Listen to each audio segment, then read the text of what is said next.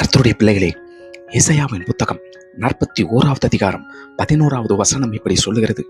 இதோ உன்மேல் எரிச்சலாயிருக்கிற யாவரும் வெட்கி லட்சை அடைவார்கள், உன்னோடே வழக்காடுகிறவர்கள் நாசமாகி ஒன்றுமில்லாமல் போவார்கள் என்று சொல்லி.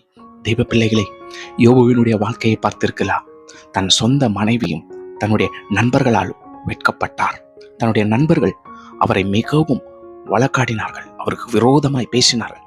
நீ செய்த பாவம்தான் எல்லாவற்றையும் அழியச் செய்தது என்று சொல்லி. நன் மனைவியோ, இன்னும் ஏன் தேவனை உறுதியாய் பற்றி கொண்டிருக்கிறாய்? உன் தேவனை தூஷித்து உன்னுடைய ஜீவனை விட்டுவிடு, ஏன் எனக்கும் பாரமாயிருக்கிறாய் என்று சொல்லி இப்படி அவமானத்தையும் வேதனையும் யோபு சகித்து கொண்டிருந்தார், தன் சொந்த மனைவியினாலும் தன்னுடைய நண்பர்களாலும். அதே போல இந்த நேரத்திலும் தேவனை பற்றி கொண்டிருக்கிற நீ, விசுவாசத்தில் உறுதியாயிருக்கிற நீ, உன்னுடைய உறவினர்களாலும் உன்னுடைய நண்பர்களாலும் உன்னை சுற்றி இருக்கிறவர்களாலும் உன்னுடைய குடும்பத்தார்களாலும் அவமானம் அடைந்து கொண்டிருக்கிறாயா? பயப்படாதே, உன்னுடைய விசுவாசத்தை தேவன் காண்கிறார்.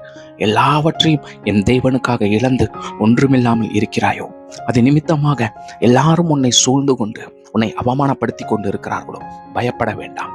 இன்றைக்கு உனக்கு விரோதமாக வழக்காடுகிற ஒவ்வொரு ஜனங்களுக்கு விரோதமாய் என் தேவன் எழும்பி யுத்தம் செய்ய போகிறார். நீ பயப்படாதே, மனம் கலங்காதே, எதை குறித்தும் பயப்பட வேண்டாம்.